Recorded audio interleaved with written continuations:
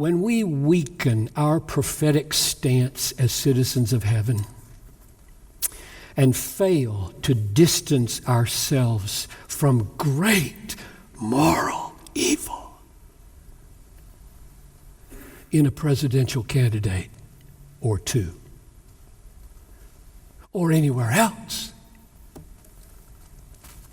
when we fail to distance ourselves from great moral evil, we have strayed into a wrong-headed this worldliness that seeks to wield the power of the state to secure our Christian rights, when in fact the rights of the children of God cannot be taken away by men because they weren't given by men.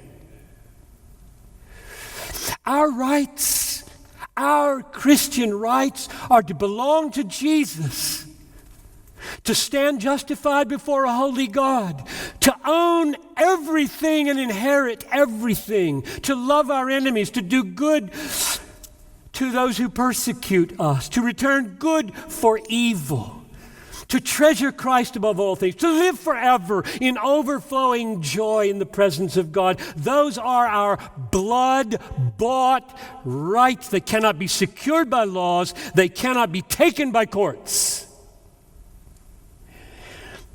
Our blood-bought rights as Christians, our freedoms, our essential defining freedoms as Christians, citizens of heaven, are not the same as freedom of religion, freedom of worship, freedom of speech, freedom of assembly.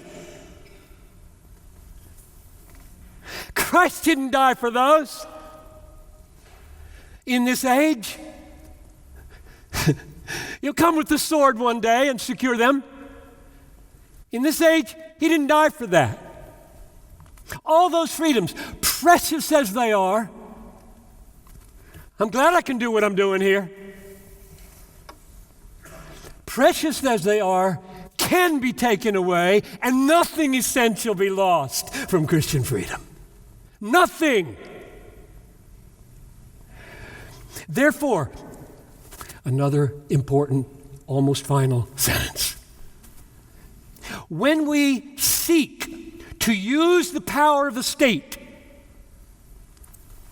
to secure these civic freedoms as if, I'm sure I'll be misquoted on this one, that's why I'm saying that, so you won't. When we seek to use the power of the state to secure these freedoms as if the loss of them would be the loss of our Christian faith, we betray the loss of our bearings. Now we have fallen into a wrong-headed this worldliness, and that I taste.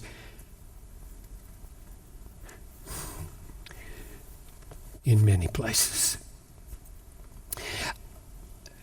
As citizens of heaven, our freedoms and our joy are invincible and everlasting.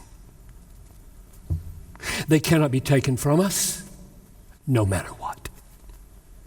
Our livelihood can be taken, our family can be taken, our lives can be taken, but our joy and our freedom cannot be taken, period. Christ bought them with his blood. And anyone, and everyone may have them if they would embrace him as supreme. And the proclamation of that truth, that gospel truth, to all the peoples of the world is 10,000 times more important than this election and the existence of America.